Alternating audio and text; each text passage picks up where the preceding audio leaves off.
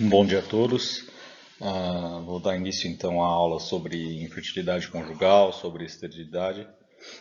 Nós estamos fazendo isso à distância. Eu tenho certeza que seria mais interessante que nós pudéssemos fazer isso em sala de aula para que nós esclarecêssemos dúvidas aí que já surgissem no momento, né, que nós estivéssemos falando sobre determinado assunto, mas não é possível. Então, eu estou à disposição para responder dúvidas por e-mail, se tiver necessidade, ou mesmo se a gente se encontrar, responder isso aí mais pessoalmente. Então, nós temos uma agenda a cumprir hoje aqui.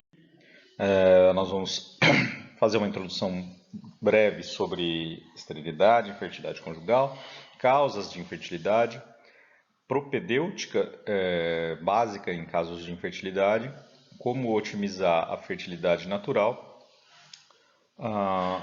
o tratamento da infertilidade, né? Vou dar algumas noções do tratamento da infertilidade para vocês, alguns eventos adversos decorrentes desse tratamento e alguns aspectos éticos relacionados aos tratamentos de infertilidade. Bom, fertilidade é a capacidade de gerar uma criança, gerar um filho, né? Estima-se que aproximadamente 80% dos casais eles conseguem conceber nos primeiros 6 meses de tentativa e que a fecundidade é maior ainda nos 3 primeiros meses de tentativa. Estima-se que 20% dos casais que mantêm atividade sexual normal consigam conceber em um mês. Então a chance de um casal engravidar seria de 20% ao mês. Então, infertilidade conjugal é a falha em conseguir uma gravidez bem-sucedida após 12 meses ou mais de relações sexuais regulares desprotegidas ou exposição a esperma. Então, se o casal tenta há 12 meses engravidar e não consegue, ele é classificado como um casal infértil. Só que eu falei há pouco, né? Aproximadamente 20% de chance de engravidar em um mês. Pode ser que o casal seja apenas azarado, né, e ele não consiga engravidar durante o primeiro ano e vai ser considerado como infértil. Qual que é a prevalência? Né? Eu falei isso para explicar esses próximos 2 slides, que é sobre prevalência de infertilidade. Quando você considera 12 meses, que é a definição a mais aceita de infertilidade, 15% aproximadamente dos casais vão ser considerados inférteis. Só que, se você mantém esses casais tentando engravidar no decorrer dos anos, após 5 anos, que é esse slide aqui, você vai ter aproximadamente 3% dos casais e 1 a 3% dos casais com infertilidade daqueles que esperaram 5 anos tentando engravidar. Quer dizer, dos 15% que não conseguiram engravidar no primeiro ano, alguns vão conseguir engravidar nos próximos 4 anos. Eram casais que, na verdade, eram azarados. Eles tentaram e depois conseguiram. Mas a definição mais aceita, e é a que você inicia a propedêutica para a infertilidade, é após um ano de tentativas e em que o casal não consegue conceber. Quais seriam, então, algumas causas de infertilidade? A primeira de todas, eu gosto de dividir isso de maneira didática para que a gente consiga memorizar melhor, que essas causas caberiam na palma da mão. Eu vou falar aqui da primeira causa. Então, assim, é o primeiro dos dedos aí, que é a anovulação, quando a mulher não ovula. Então, se ela não ovula, eu tenho basicamente 2 causas para a paciente não ovular. A primeira delas é a baixa reserva ovariana. Reserva ovariana é um conceito ligado ao envelhecimento. É o número de folículos primordiais que ainda resta no ovário, vezes a qualidade desse folículo. Essa conta não existe, né? Ela é só para explicar esse conceito de reserva ovariana. Quanto mais a mulher envelhece, menos folículos primordiais ela vai ter, porque esses folículos estão entrando em atresia, e esses folículos vão passar a não responder ao estímulo do FSH. Então ela tem uma menor reserva ovariana.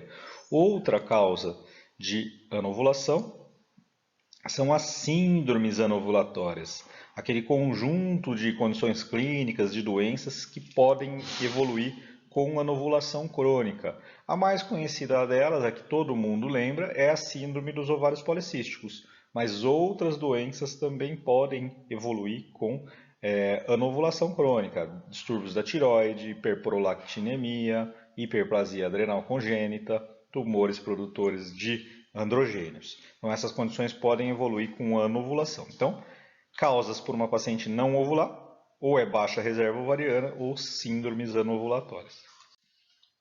Vejam aqui, esse gráfico é só para exemplificar a questão da idade, né, da diminuição da reserva ovariana. Esse estudo aqui foi um estudo com fertilização in vitro, que serve para exemplificar. Olha, pacientes que fizeram fertilização in vitro com os próprios óvulos são as que estão em azul. Vejam que quanto mais ela envelhece, a partir aqui dos 35 anos, a taxa de sucesso da fertilização in vitro, que é a taxa de nascimento vivo, cai. Por quê? Porque a qualidade dos óvulos cai. Agora, se essa mesma paciente fez com óvulos de doadoras, e as doadoras geralmente são jovens, né?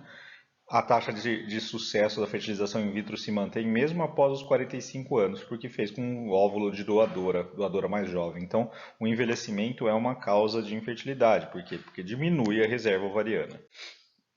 E aqui, para lembrar aqui as questões das síndromes anovulatórias, né? Essas são as classes de síndromes anovulatórias da OMS. A classe 1 é o hipogonadismo hipogonadotrófico, que geralmente é a amenorreia da atleta ou causas centrais de anovulação. A classe 2 é a anovulação normogonadotrófica normoestrogênica, que é aqui que se classifica a síndrome dos ovários policísticos. E a classe 3 é a anovulação hipergonadotrófica hipoestrogênica, que aqui é geralmente a falência ovariana prematura. Então, esses slides para mostrar para vocês causas de baixa reserva ovariana e esse aqui de síndromes anovulatórias. Um outro fator que causa infertilidade, então vamos dizer que ele é o segundo dedo da mão. Eu falei que cabia nos 5 dedos da mão. A palma da mão inteira cabia as causas de infertilidade. Esse aqui vamos dizer que é o segundo, que é o fator tubário, o fator tubo peritoneal, que são aquelas aderências que se formam entre a tuba uterina e o ovário e que deixam a tuba impérvia e imóvel. Então, tudo que altere a permeabilidade e a motilidade tubária pode ser causa de infertilidade. Dentre as principais que nós citamos são a doença inflamatória pélvica subclínica, né, os antecedentes de DIP, a própria endometriose e cirurgias tubárias. Né? Cirurgias tubárias também podem levar à infertilidade. Outro fator de infertilidade são aqueles algum fator que altere a morfologia uterina, são os fatores uterinos. Então esse seria o terceiro dedo aí da sua mão, né? E os fatores uterinos, por que eles são importantes? Porque eles alteram a nidação do embrião. Nós podemos classificá-los como congênitos. Por exemplo, aqueles que nascem com a paciente, como as malformações bilerianas, útero de Delfo, septo uterino. Isso daí pode alterar a anidação.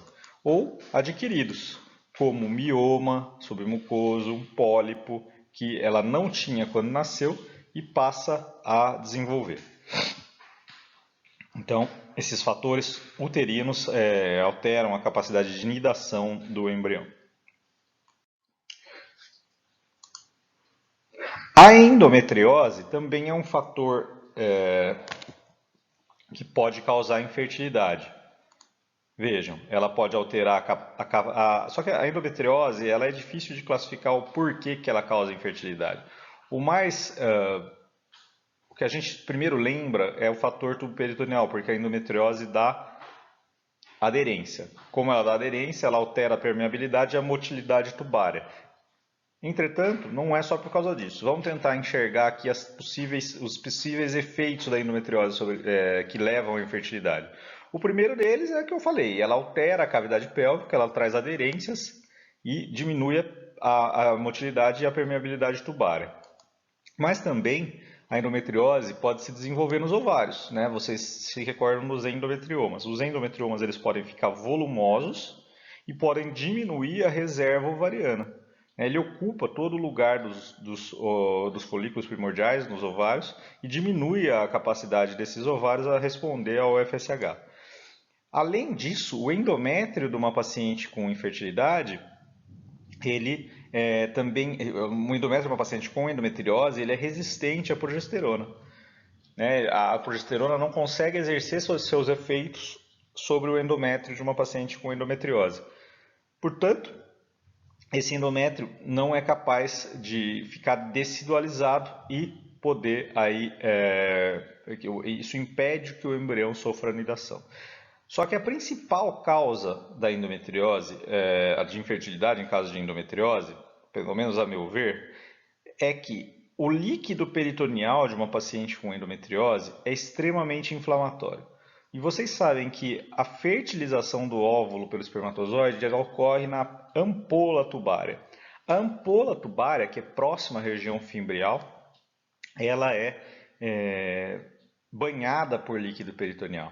Então, a fertilização do óvulo pelo espermatozoide ocorre junto ao líquido peritoneal. Então, se ele é muito inflamatório, como é no caso de uma paciente com endometriose, essa fertilização pode não ocorrer.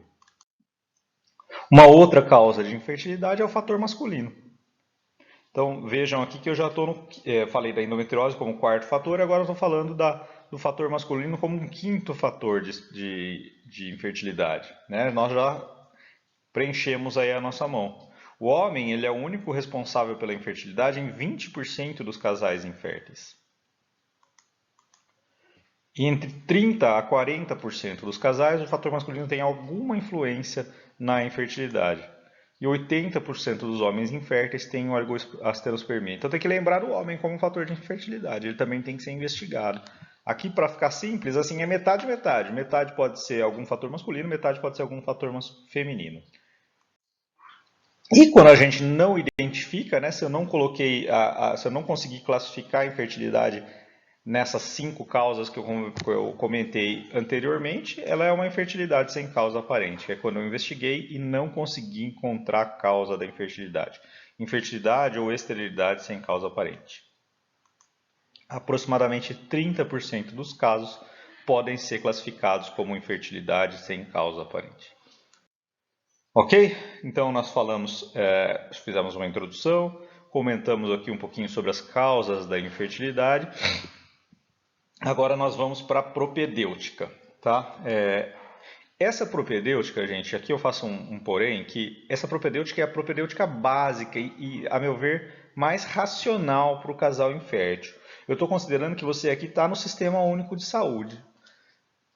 Quando você vai observar, estudar o que é feito nos consultórios particulares de esterilidade, eles podem pedir muito mais exames do que aqueles que eu vou falar para vocês agora.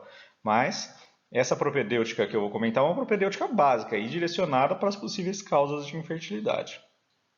Estou considerando que eu estou no SUS, mas essa é uma propedêutica, a meu ver, acertada. A gente vai tentar identificar as principais causas da infertilidade. Eu vou tentar fazer exames para identificar alguma disfunção ovulatória.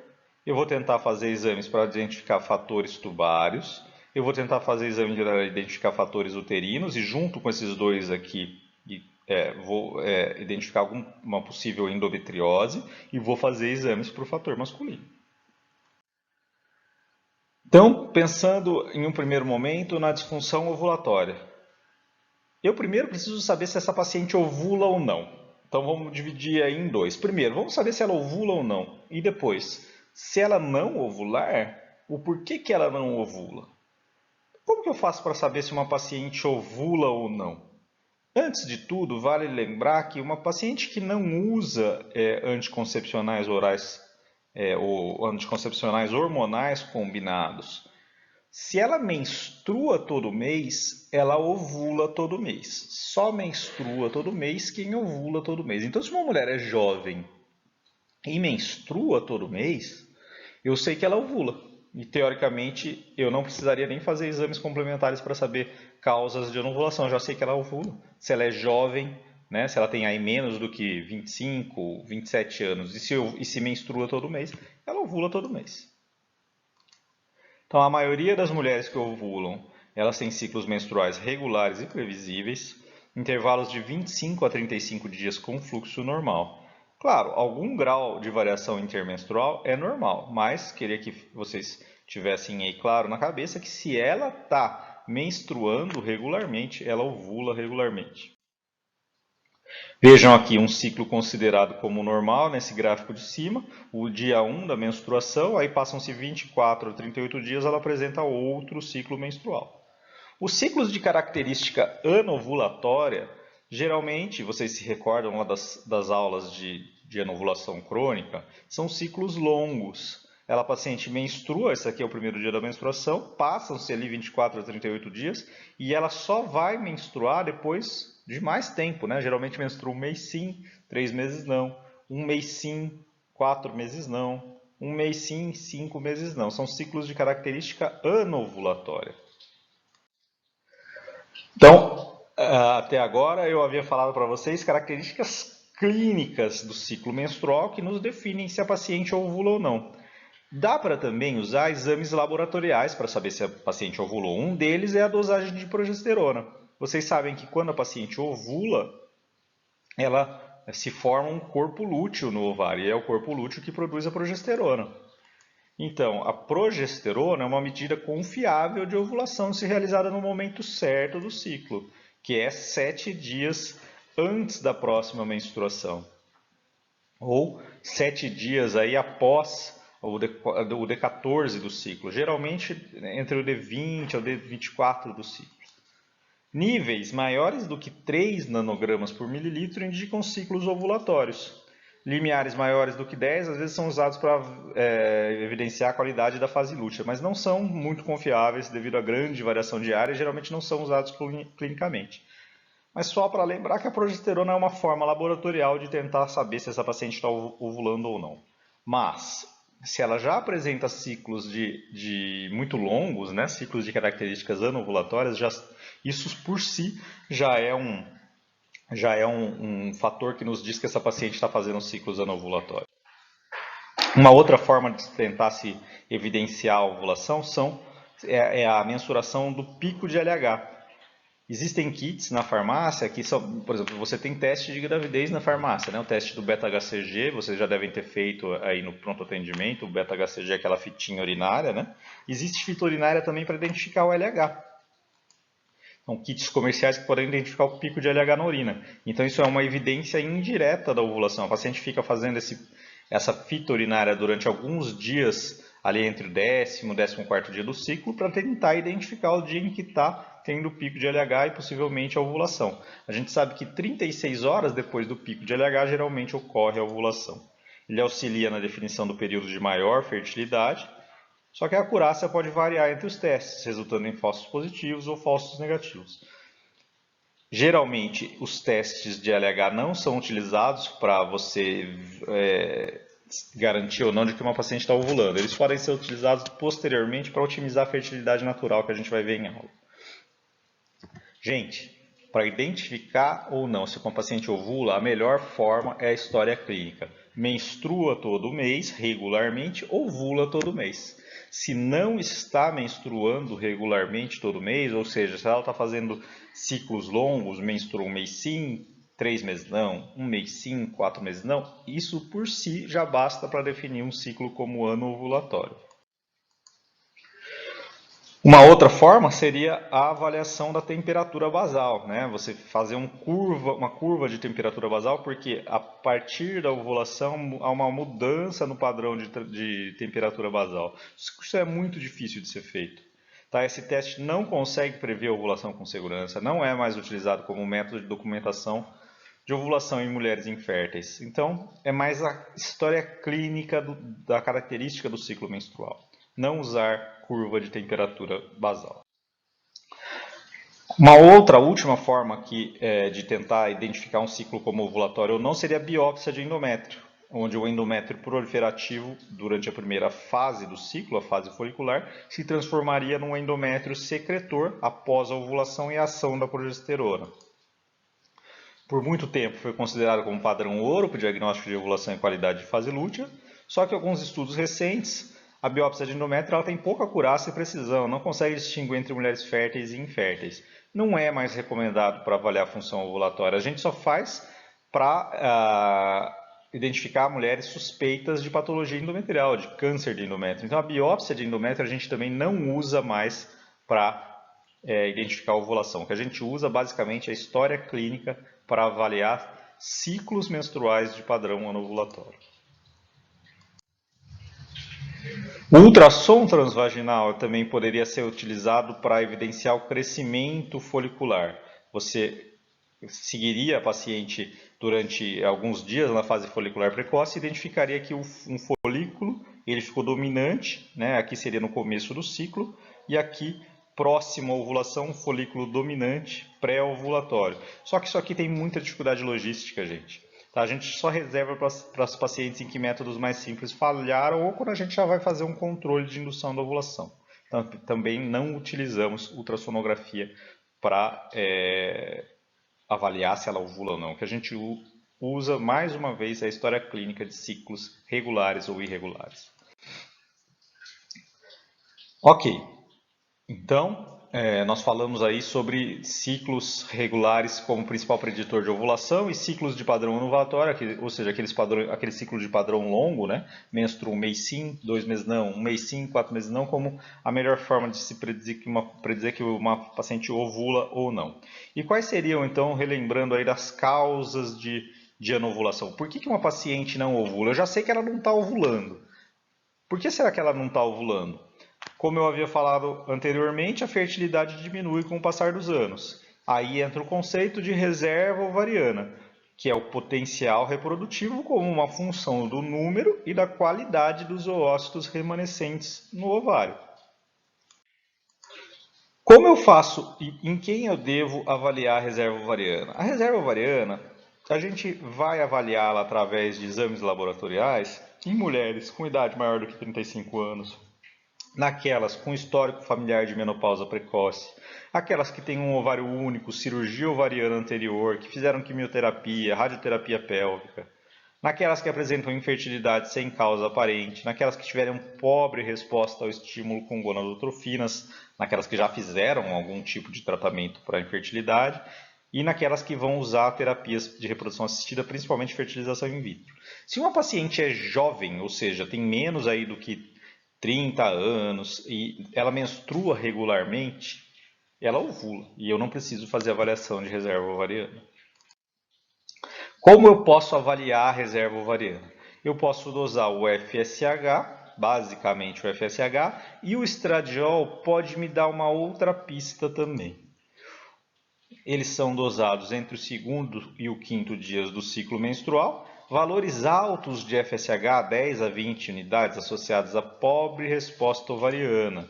O estradiol é usado como um complemento se tiver um FSH normal. E o estradiol elevado teria uma pior resposta ovariana.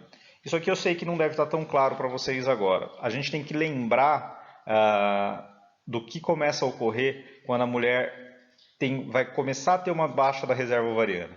A gente tem que lembrar que o ovário ele não secreta apenas estradiol, ele secreta inibina.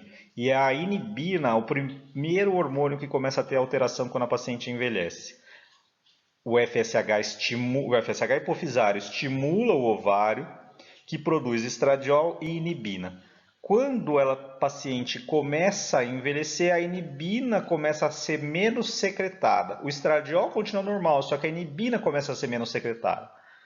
Quando secreta menos inibina, a inibina só faz feedback negativo na hipófise. Ou seja, a inibina deixa de fazer feedback negativo na hipófise e a paciente começa a secretar mais FSH. O FSH sobe. Só que com maior quantidade de FSH, ele estimula mais o ovário, que passa a produzir mais estradiol na fase folicular precoce. Porque o primeiro que altera é a inibina. Produz menos inibina, só que como tem mais FSH, a secreta mais estradiol. Por isso que o FSH fica mais alto e o estradiol também fica mais alto na fase folicular precoce, entre o segundo e o quinto dias do ciclo. Se vocês tiverem dúvida, depois vocês me mandam por e-mail.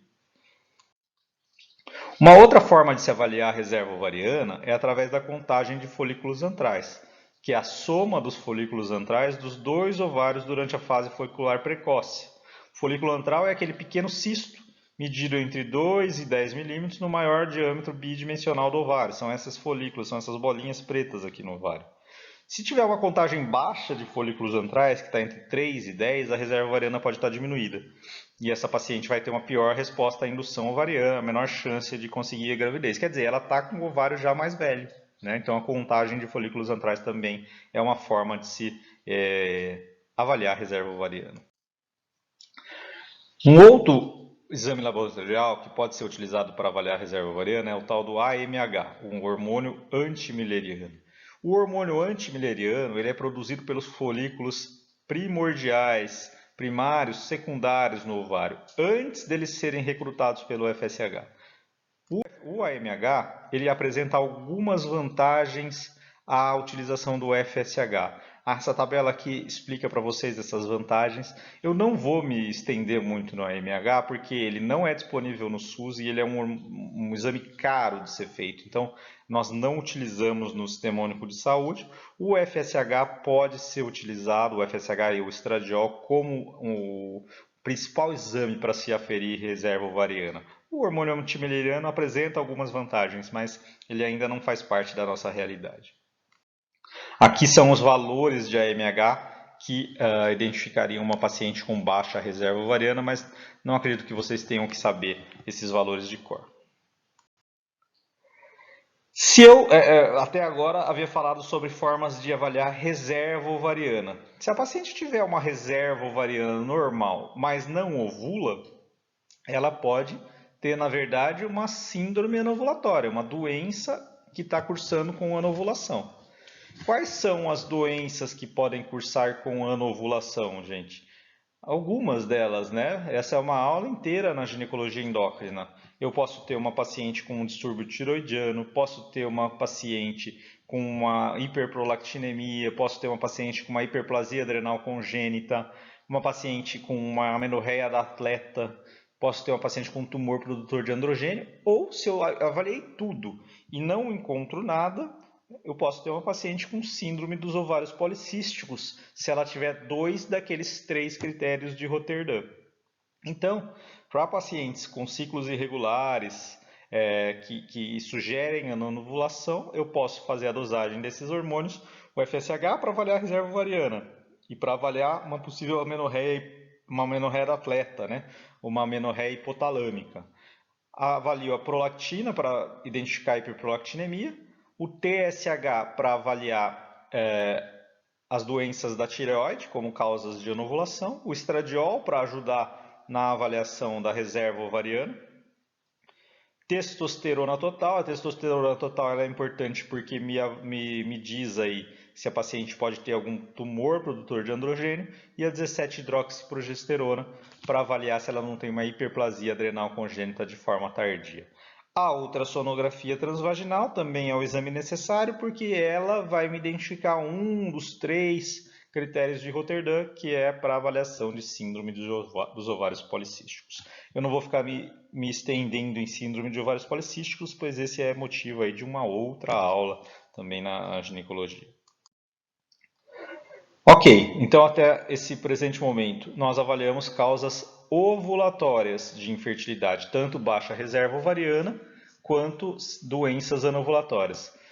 Agora, o que eu preciso avaliar também, fatores uterinos. Fatores uterinos não, desculpa. Primeiro, fatores tuboperitoneais, né, que são aquelas aderências das tubas uterinas. O principal exame utilizado para avaliar fator tuboperitoneal é a histerosalpingografia, que é um raio-x contrastado da cavidade uterina.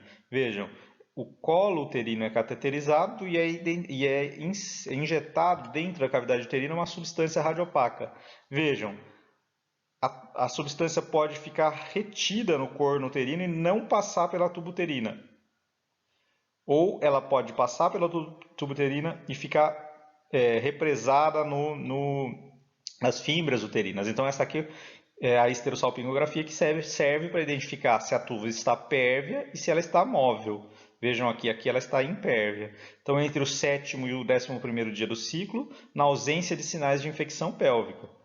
Se eu tiver sinais de infecção pélvica, eu não posso fazer histerosalpingografia.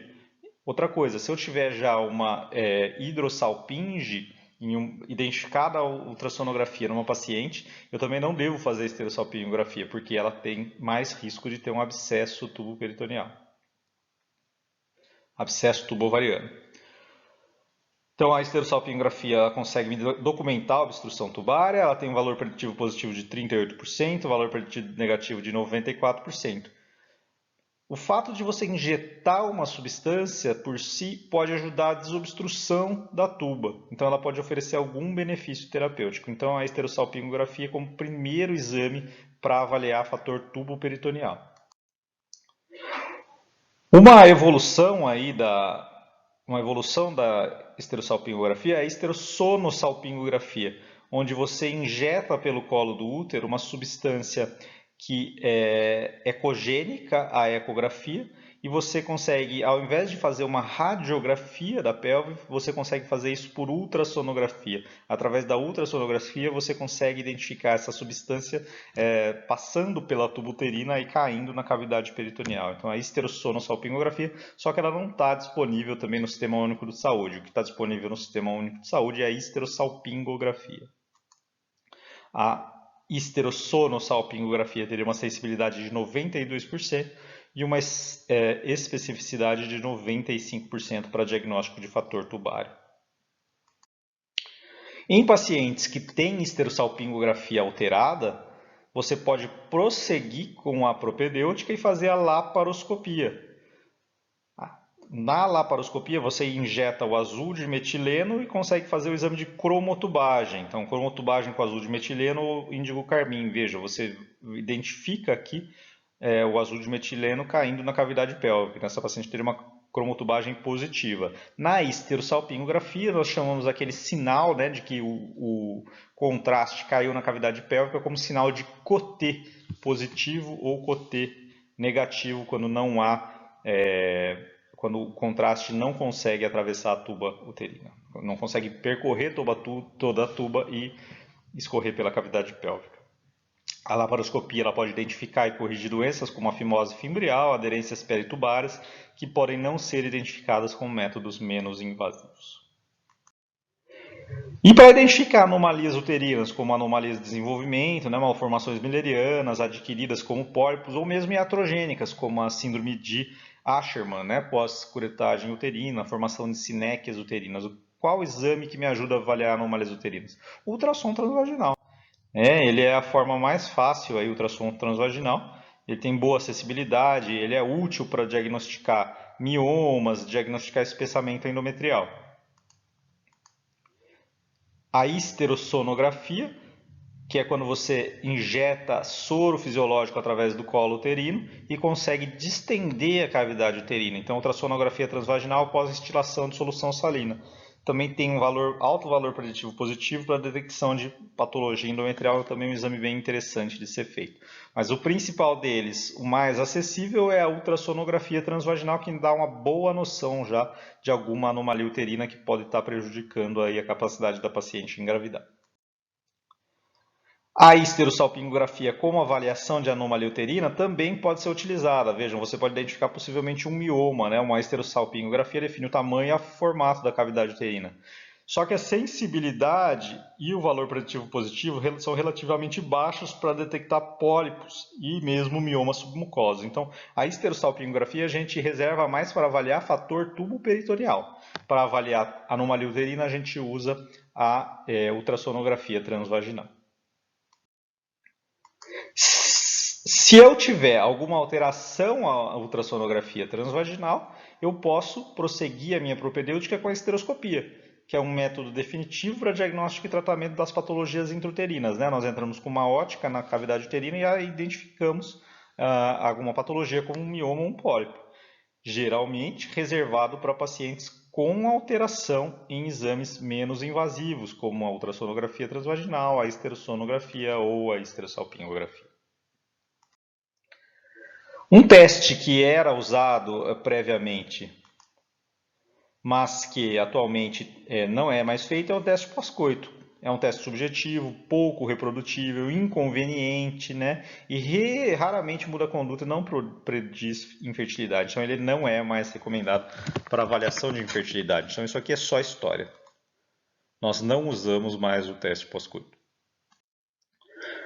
E para avaliar a infertilidade de causa masculina, o exame a ser feito é o espermograma. Ele é o passo principal na análise da infertilidade masculina e define a severidade do fator masculino. Geralmente ele tem que ter uma abstinência de 2 a 5 dias antes da coleta e idealmente é colhido no próprio laboratório onde será feita a análise. Aqui eu trouxe para vocês os valores mais atuais de referência do espermograma. Não acredito que vocês devam saber isso aqui de cor agora, mas só para exemplificar para vocês esses valores aí de referência do espermograma. Então, gente, após toda essa explanação sobre propedêutica, o que eu considero como a avaliação mínima do casal infértil? Para a mulher, anamnese. A anamnese já vai me definir se ela tem ciclo de padrão ovulatório ou anovulatório. Lembrem-se, só menstrua todo mês quem ovula todo mês. Se ela tiver alguma alteração à anamnese ou algum daqueles fatores de risco que eu tinha colocado na tabela, aí sim eu vou solicitar exames laboratoriais para essa paciente. Aqui os laboratoriais seriam toda aquela propedêutica, né, para reserva ovariana e doenças anovulatórias. Além disso, eu vou solicitar uma ultrassonografia transvaginal para avaliar anomalias uterinas e uma histerosalpingografia para avaliar fator tubo peritoneal. Para o homem, a anamnese e o espermograma para avaliar aí uma possível causa masculina de infertilidade. Bom, então falamos sobre propedêutica, agora vamos falar um pouquinho sobre como otimizar a fertilidade natural. Vocês se recordam de quanto tempo vive um espermatozoide no trato genital feminino? Aproximadamente 120 horas. E quanto vive um óvulo após a ovulação? Em torno de 12 a 24 horas. Então a janela de fertilização está em torno de 5 dias antes até 1 dia após a ovulação.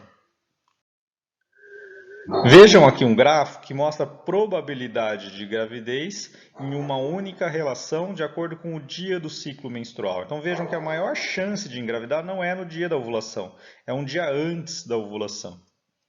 Então vejam aqui, ó, se a ovulação é o D0, 1 a 2 dias antes da ovulação é o dia melhor para ter relação sexual para poder engravidar.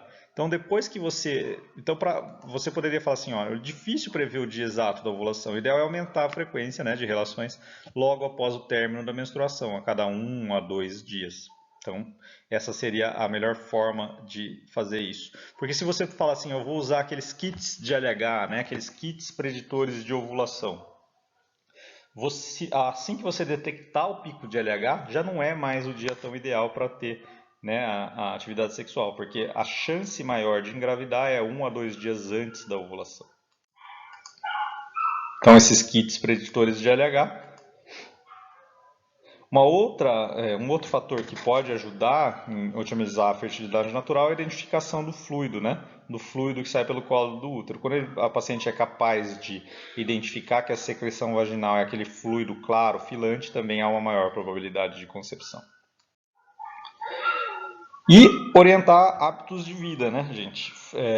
Eu trouxe aqui uma tabela de fatores ligados ao estilo de vida da mulher que podem afetar a fertilidade. Obesidade, muito baixo peso, todos eles alteram a fertilidade. Vejam, obesidade, o tempo para concepção pode aumentar em 2 vezes. O IMC um baixo peso pode aumentar o tempo para concepção em 4 vezes. Tabagismo, álcool, cafeína, drogas ilícitas e toxinas também alteram o risco de infertilidade. Então, orientar hábitos saudáveis é fundamental. Falar um pouquinho sobre tratamento, né? Algumas alternativas de tratamento para a infertilidade. A gente divide didaticamente as alternativas de tratamento em alta complexidade, terapias de reprodução assistida de alta complexidade e terapias de reprodução assistida de baixa complexidade. Esses dois tipos de tratamento, tanto de alta complexidade quanto de baixa complexidade, eles têm um fator em comum, que é a estimulação ovariana. A estimulação ovariana através de drogas ela é fundamental tanto em distúrbios ovulatórios quanto na indução do desenvolvimento folicular múltiplo para procedimentos de reprodução assistida. Então a gente geralmente chama a estimulação, a gente divide a estimulação ovariana em duas. Indução da ovulação, que é em casos de baixa complexidade, onde eu vou querer que apenas se forme 1 ou 2 folículos, ou estímulo do desenvolvimento folicular múltiplo, que é geralmente para fertilização in vitro, onde eu quero que cresçam vários folículos, né? Mais do que 15, 20 folículos. Então, uma coisa é indução da ovulação, outra é estímulo do desenvolvimento folicular múltiplo. Em pacientes anovulatórias, com o objetivo de promover a ovulação de um único folículo, a gente geralmente chama de indução de ovulação. Quando eu quero desenvolvimento folicular múltiplo para alta complexidade, a gente chama de estimulação ovariana controlada. Vejam aqui. Quando eu dou algum medicamento para estimular o ovário, para fazer indução da ovulação ou estímulo ovariano para FIV, é fundamental fazer monitorização com ultrassom. Então, a monitorização ecográfica é essencial em qualquer indicação de estimulação ovariana. Ela confirma a eficácia do tratamento e previne síndrome de hiperestimulação ovariana e gravidez múltipla, que nós vamos falar como eventos adversos. Existem diversas drogas que podem auxiliar na estimulação ovariana e indução da ovulação. Citrato de clomifeno, gonadotrofinas, análogos do GnRH e inibidores de aromatase. O citrato de clomifeno é a droga mais clássica para tratar a anovulação, principalmente em pacientes com síndrome de ovário policístico. Ele é um agente não esteroide, com estrutura semelhante ao estrogênio, com propriedades estrogênicas e antiestrogênicas. Ele ocupa o lugar do receptor do estrogênio na hipófise, só que não faz a função do estrogênio. Então, a hipófise acha que não tem estrogênio circulante. O que ela faz? Secreta mais FSH e LH. Então, o clomifeno ele induz a liberação de FSH e LH. Ele é a primeira linha de tratamento para síndrome de ovário policístico. Pode restaurar a ovulação em quase 80% das pacientes. E, geralmente, a gente inicia o clomifeno do 2º ao 5º dia do ciclo menstrual. A dose usual geralmente é de 50 a 100 mg por dia, por 5 dias.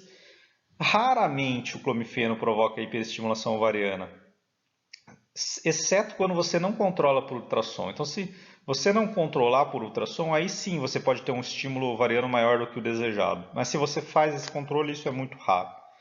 A taxa de gestação múltipla é de aproximadamente 10%. E a gente vai ver um pouquinho mais para frente que é o que a gente não quer, né? A gente não quer gestação múltipla. Então é fundamental controlar por ultrassom.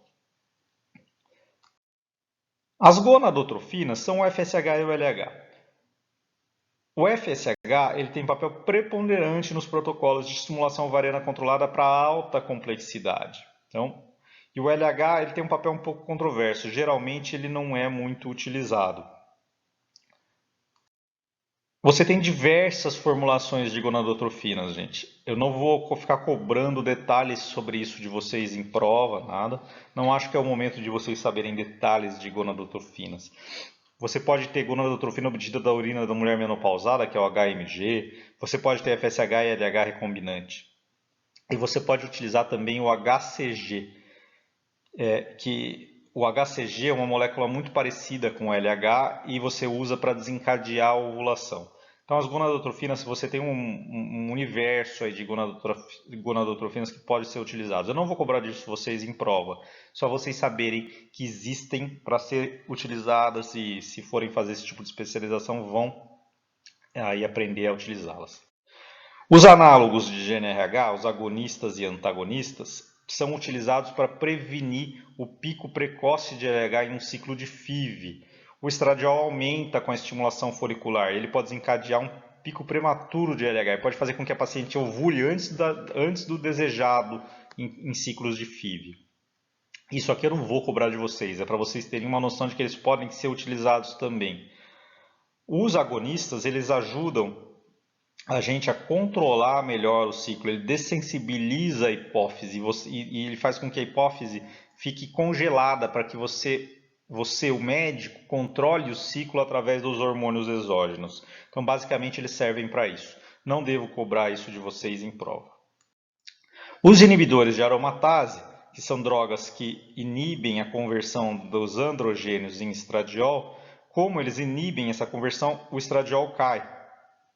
Com isso, há uma maior produção de FSH pela hipófise. São drogas utilizadas para estimular a ovulação, principalmente em pacientes que têm neoplasias como câncer de mama. Tá? Essa medicação pode ser utilizada para indução de ovulação e posterior criopreservação.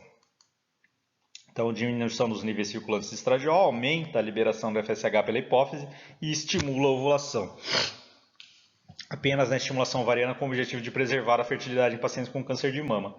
Atualmente, o letrozol ele tem sido utilizado também como uma alternativa para a utilização em mulheres com síndrome de ovário policístico, mas a sua utilização ainda é off-label. Baixa complexidade. Então, até agora estava falando para vocês da estimulação ovariana, que é comum tanto a baixa complexidade quanto a alta complexidade. Eu quis dar um overview das diversas drogas que podem ser utilizadas para estimular o ovário. Na baixa, agora eu vou começar a falar especificamente sobre baixa complexidade e alta complexidade. Na baixa complexidade, eu vou induzir o ovário a produzir 1 ou 2 folículos. E posso fazer 2 modalidades de tratamento. Uma é o coito programado e a outra é a inseminação intrauterina. Então, o coito programado e a inseminação intrauterina. O coito programado, como é feito? Eu inicio a indução da ovulação após a menstruação, após o início da menstruação, a paciente começa a utilizar medicamentos, principalmente o citrato de clomifeno. E ela vem ao consultório do médico para fazer o controle da ovulação através da ecografia. E aí ela vai tomando clomifeno, o médico vai controlando o crescimento de 1 ou 2 folículos. Quando esses folículos adquirem um tamanho desejado, que é mais em média 18 milímetros, ele fica pré-ovulatório.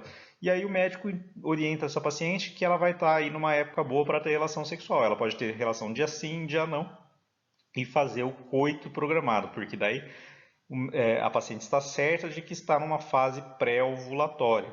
Tá? Então esse é o coito programado. Além do coito programado, existe a fertilização, a inseminação intrauterina, a inseminação intrauterina, que é uma técnica de aproximação de gametas. Ela também vai fazer estimulação ovariana, vai fazer o controle ecográfico, né, do crescimento folicular, só que ao invés de indicar que a paciente tem um coito programado, a paciente vai vir com o seu companheiro ao laboratório de reprodução humana, vai colher o espermograma, selecionar só os melhores espermatozoides e vai inserir dentro da cavidade uterina, que é uma técnica de aproximação de gametas dentro do corpo da própria paciente. Então a utilização aumentou após o aprimoramento das técnicas de capacitação espermática, porque os espermatozoides são selecionados apenas os melhores.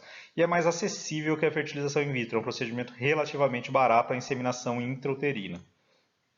Aqui, ó, tinha uma animação, então essa é a inseminação intrauterina. Diferente do coito programado, é natural. A inseminação intrauterina, a estimulação ovariana é a mesma, só que ela vem com o companheiro para o laboratório, são selecionados apenas os melhores espermatozoides que são inseridos dentro da cavidade uterina. A inseminação intrauterina ela pode ser utilizada em casos de disfunção sexual, né, impotência, ela pode ser utilizada, subfertilidade masculina, fator cervical, por exemplo, se a paciente tem uma estenose cervical que você consegue vencer com o catéter da inseminação intrauterina, pode ser utilizada em fertilidade sem causa aparente, endometriose graus 1 ou 2, a endometriose leve, ela ainda tem algum fator de sucesso, né, tem um sucesso maior do que a conduta expectante. Pode ser utilizada em casais HIV soro discordante. Por quê? Porque você faz o PCR negativo no líquido seminal. Também é uma indicação possível de inseminação intrauterina. Aqui novamente mostrando aqui uma inseminação intrauterina. Então, antes de se realizar fertilização in vitro, você pode indicar ciclos de inseminação intrauterina. Então, antes de partir para a alta complexidade, você pode fazer as técnicas de baixa complexidade, principalmente em pacientes com dificuldades socioeconômicas. Qual que é a taxa de gravidez? Sendo muito otimista aqui, a taxa de gravidez por ciclo é de 14,8%, mas a taxa de parto, né, de bebês nascidos vivos aí de 10%, mas esse número é bem otimista. Geralmente está em torno de 5 a 10% na maioria das clínicas. Os melhores resultados são observados em mulheres anovulatórias, como síndrome de ovários policísticos, e em casais em que há um fator masculino leve, né? Quando ele tem uma concentração de espermatozoides um pouquinho diminuída, a inseminação intrauterina pode ajudar porque você faz a técnica da capacitação espermática, seleciona ali os melhores espermatozoides e insere dentro do útero. Quais seriam fatores de bom prognóstico? Um FSH basal baixo, quer dizer, a paciente tem uma boa reserva ovariana, e um número de folículos maiores ou iguais a 2 à estimulação ovariana, quer dizer, cresce pelo menos 2 folículos lá, é um fator de bom prognóstico. Um esqueminha básico da inseminação intrauterina. Você faz a estimulação ovariana com citrato de clomifeno ou gonadotrofina. O objetivo seriam 2 folículos pré-ovulatórios. Há um desencadeamento da ovulação com HCG quando o folículo é maior do que 20 milímetros. Além do clomifeno, você pode usar esse HCG. O HCG é parecido com o LH, ele simula um pico de LH e ajuda na ovulação. Não necessariamente você precisa usar o HCG, é uma opção usar o HCG. 36 horas após a administração do HCG, a paciente vem até o consultório, o laboratório, o marido colhe o espermograma e faz a inseminação intrauterina. Geralmente, você pode tentar até 4 ciclos de inseminação intrauterina. Se após 4 ciclos não teve sucesso, não conseguiu obter uma gravidez, geralmente você não vai ter muito mais benefício de fazer mais do que 4 ciclos de inseminação intrauterina. Vamos falar um pouco agora sobre fertilização in vitro, que é a alta complexidade. A baixa complexidade é o coito programado de inseminação intrauterina. A alta complexidade é a fertilização in vitro, técnicas de criopreservação. Um pouquinho de histórico só, 25 de julho de 1978 nasceu a Louise Brown, que é essa menina aqui, mediante o auxílio da fertilização in vitro, com subsequente transferência intrauterina de embriões. Nos primórdios era utilizado apenas para infertilidade tubária, só que com a simplificação da técnica, outras indicações como infertilidade sem causa aparente, endometriose mais grave e fator masculino grave também passaram a ser condições que indicavam fertilização in vitro. Então ela pode ser utilizada, fator tubário, quando você tem as 2 tubas bloqueadas, não adianta fazer inseminação intrauterina. O óvulo não vai conseguir chegar dentro da cavidade uterina depois, ele não consegue nem encontrar com o espermatozoide. Endometriose grave, a inseminação intrauterina também não é capaz de tratar. Você vai ter que fazer uma fertilização in vitro. Fator masculino grave, fator imunológico, uma infertilidade sem causa aparente em que você já fez mais do que 4 ciclos de inseminação intrauterina e não deu certo.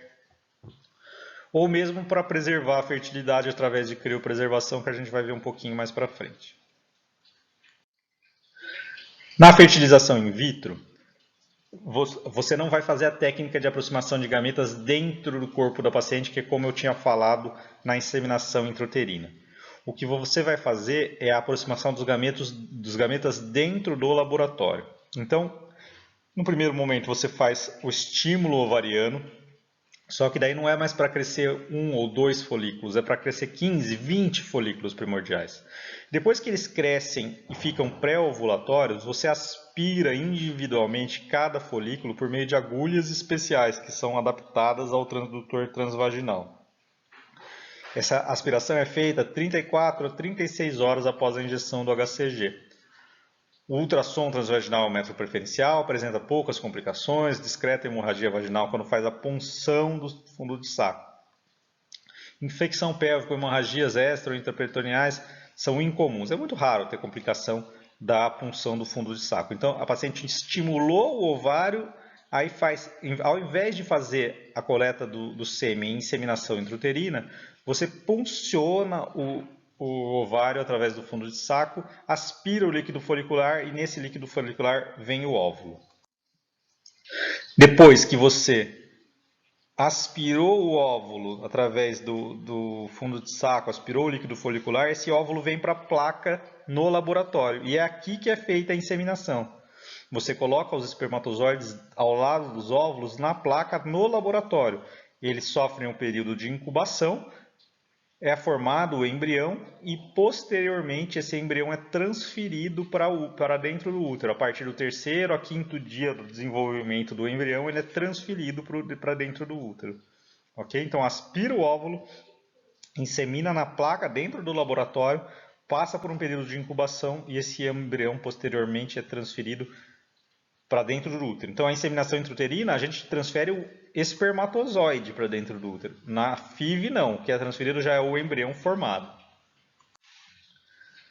Então, olha, os oócitos colhidos imediatamente são transferidos para um meio de cultura.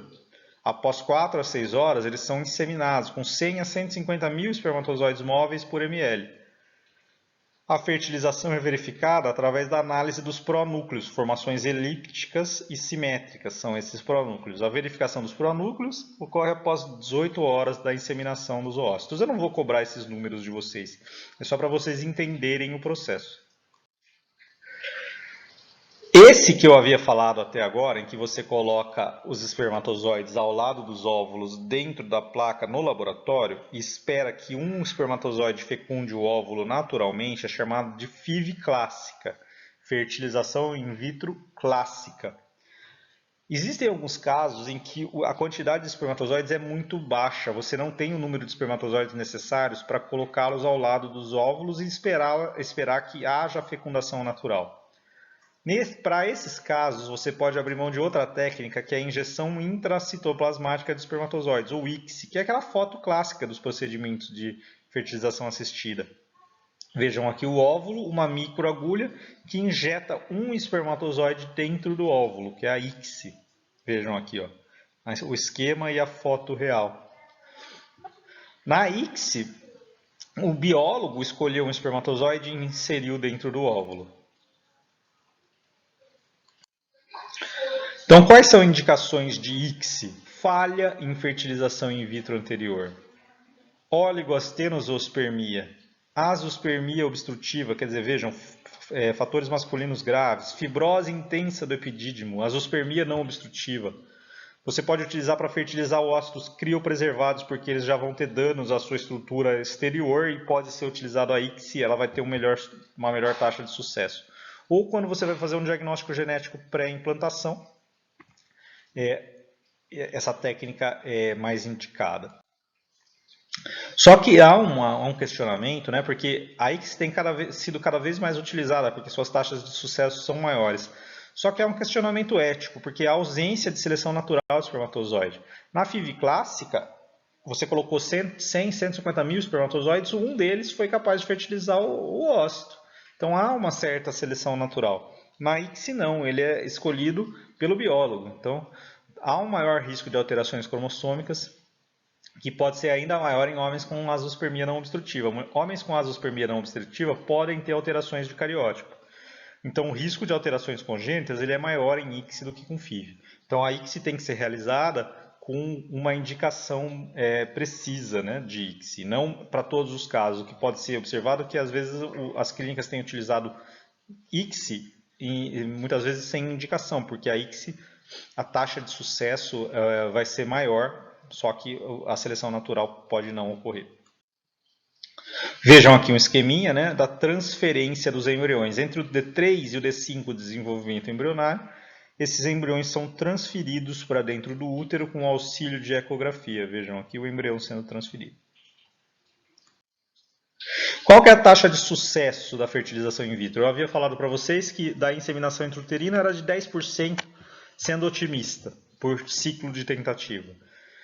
Quanto à FIV, a taxa de nascidos vivos por ciclo é o melhor parâmetro de avaliação. O que a gente quer é saber quantos nenês nasceram, não quantas gravidezes bioquímicas teve, porque isso é diferente. Se você dosar o beta-HCG, a taxa de sucesso vai ser maior, né? Só que nós não podemos esquecer que algumas dessas gravidezes não vão evoluir. Então a melhor taxa de saber o quanto funciona é a taxa de nascido vivo.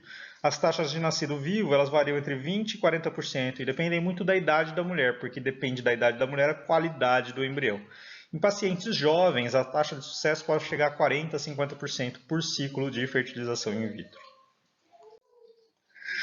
E a criopreservação, que é o congelamento, né, tanto de ócitos, espermatozoides ou embriões. A criopreservação ela aumenta as taxas de gestação cumulativas por ciclo de FIV. Por quê? Porque você pode estimular o ovário apenas uma vez. Você estimulou o ovário, colheu lá 20 ócitos, fertilizou 20 ócitos, formou 20 embriões. Você pode congelar esses embriões e não haver necessidade de um novo estímulo ovariano.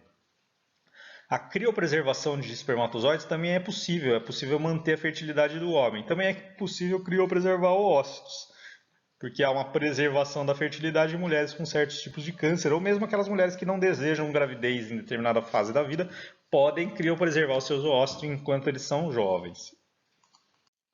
Então, a criopreservação de embriões serve para conservar para um ciclo seguinte os embriões que não foram transferidos a fresco. Então, fertilizaram 20 embriões. Eu posso transferir ali 2 em um primeiro momento, a gente vai falar isso daqui a pouquinho, quantos transfere. O restante eu tenho que congelar. E eu posso usar esses embriões congelados num outro ciclo, sem haver necessidade de estímulo ovariano novamente. Então, um novo procedimento de FIV sem nova estimulação ovariana. Esse IU aqui está errado, tá, gente? É FIV. E também pode haver a doação de embriões. A criopreservação de oócitos. Criopreservação de ócitos pode ser utilizada em casos de neoplasias, né? Após a cura, a paciente pode tentar engravidar pelas técnicas de reprodução assistida. Aquelas raras situações em que não se observam espermatozoides após a coleta de óvulos, por exemplo, colher o óvulo, aí o marido vai colher o espermograma e tem um acidente, não conseguiu chegar, furou o pneu, pode congelar esses óvulos e guardar para posteriormente. Banco de ócitos facilitaria os programas de doação de ócitos e o congelamento antes dos 35 anos evitaria o efeito deletério da idade. Então, pacientes que ainda não desejam ter filhos podem congelar os seus óvulos, principalmente antes dos 35 anos de idade. E a criopreservação de sêmen? Também. A ausência do homem no dia da função folicular ou inseminação, você pode deixar o sêmen congelado. A amostra excedente após coleta por aspiração do epidídimo ou biópsia testicular. Existem homens que têm um fator masculino muito grave e que a coleta desses espermatozoides tem que ser feita por aspiração do epidídimo ou biópsia testicular. Preservação da fertilidade em homens antes da quimioterapia ou radioterapia e bancos de esperma para doação. Vamos falar um pouquinho sobre eventos adversos. Quais são os principais efeitos adversos das técnicas de reprodução assistida?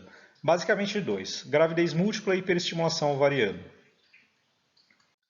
A gravidez múltipla, gente, vocês sabem que é bonito só para quem vê, né? Não é bom para a paciente. A gravidez múltipla ela pode ter diversas complicações. É um pré-natal muito difícil de ser feito. Então, o que a gente não quer é que tenha muita gravidez múltipla. Então, a gravidez múltipla é considerado um evento adverso das técnicas de reprodução assistida. E o número de gravidezes múltiplas tem diminuído ao longo dos anos. Anteriormente, a taxa de gravidez múltipla com técnicas de reprodução assistida era mais alta.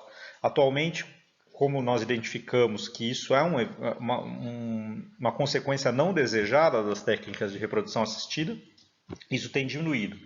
Cada vez mais tem sido transferido apenas um embrião em ciclos de FIV, não 3, 4 embriões. Então isso tem feito com que o número de gravidez múltiplas caia.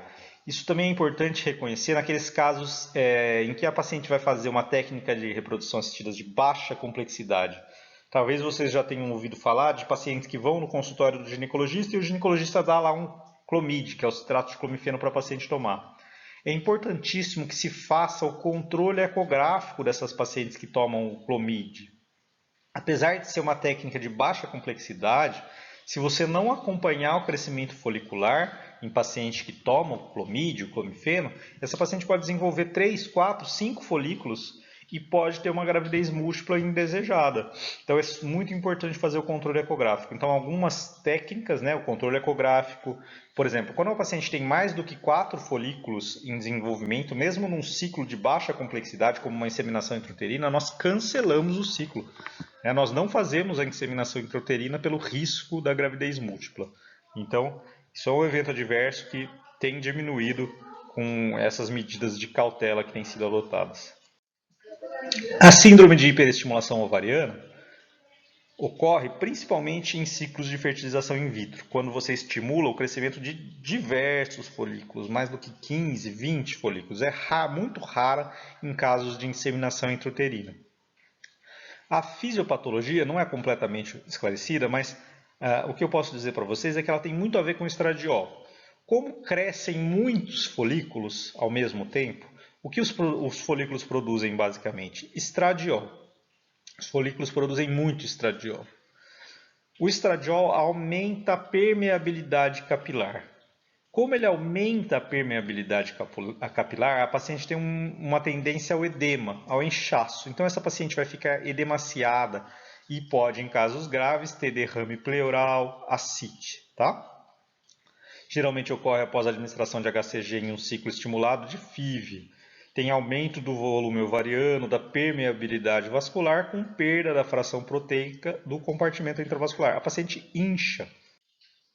Na maioria dos casos, instala-se em 2 semanas após o HCG. O HCG é aquela medicação que a gente injeta para que haja ovulação e a punção, e é feita antes da punção dos oócitos pela ultrassonografia. A paciente tem ganho de peso, desconforto, distensão abdominal. Pode ter náuseas, vômitos e diarreia, hipotensão, taquicardia ou dispneia, ascite, hidrotórax e hidropericárdio. Essa figura eu acho que é a que melhor resume a síndrome do hiperestímulo ovariano. O ovário fica cheio, fica imenso, cheio de folículos, que ela teve a estimulação para FIV. Além disso, ela tem ascite, tem derrame pleural. Essa condição da síndrome de hiperestimulação ovariana pode levar a hemoconcentração, coagulopatia, diminuição de proteínas, alteração da função renal, acidose metabólica, hipercalcemia. Pode ser muito séria a hiperestimulação ovariana. Ela pode ser classificada em graus. Grau 1 leve, tem distensão e desconforto abdominal. Grau 2, náuseas, vômitos, diarreia, aumento ovariano de 5 a 12 centímetros. Grau 3, moderada, que tem náuseas, vômitos ou diarreia, aumento ovariano, sinais ultrassonográficos de ascite.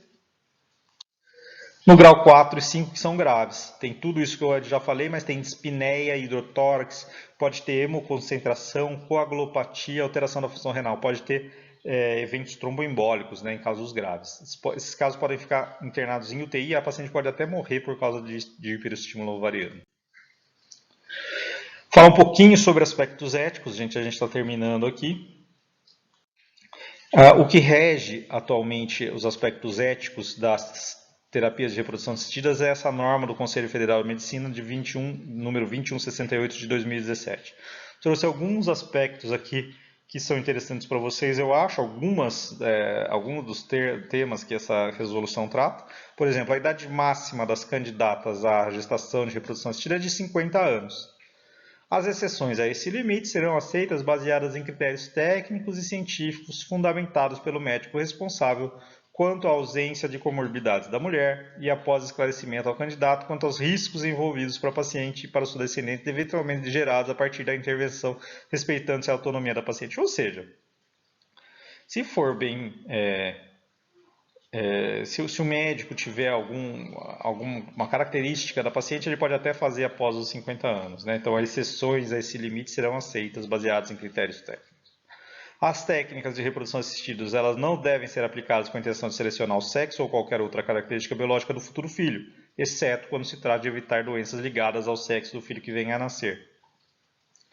É permitido o uso das técnicas de reprodução assistida para relacionamentos homoafetivos e pessoas solteiras, respeitado o direito da objeção de consciência do médico. É permitida a gestação compartilhada em união homoafetiva feminina em que não exista infertilidade.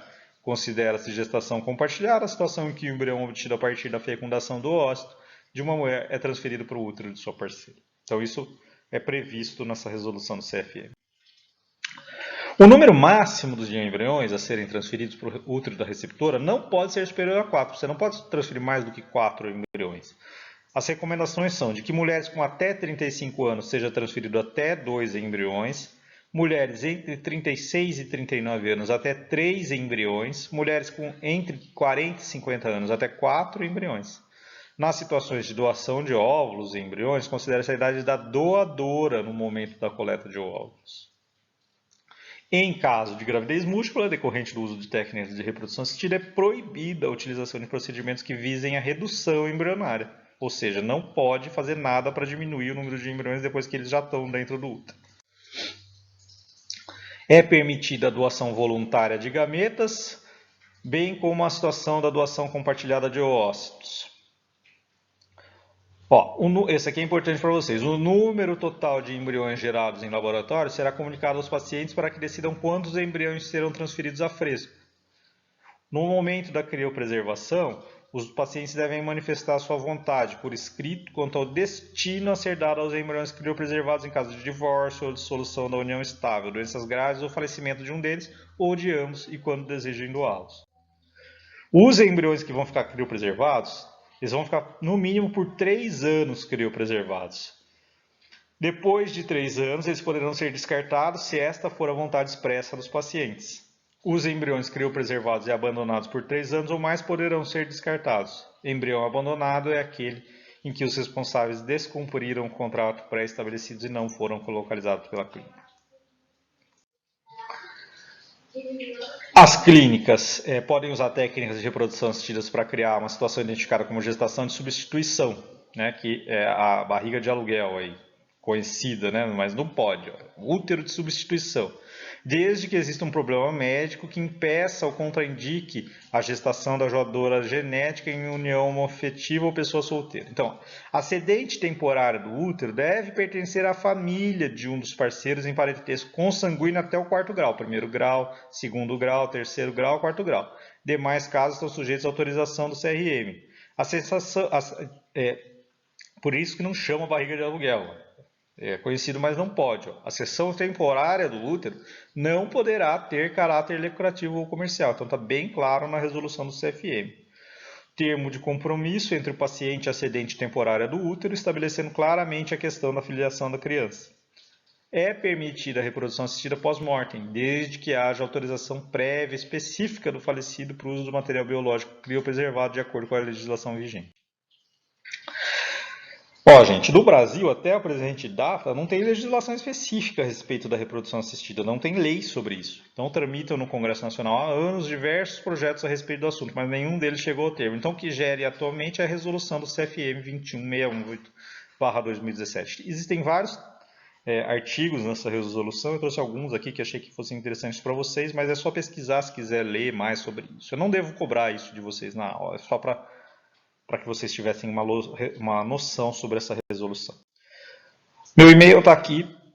Eu sei que essa não é a melhor forma de dar aula, é difícil porque você não tem o feedback na hora das dúvidas que podem surgir, e são muitas quanto a essa aula, mas meu e-mail está aqui. Se alguém tiver alguma dúvida, pode entrar em contato comigo e a gente pode esclarecer. Muito bom dia a todos e até mais.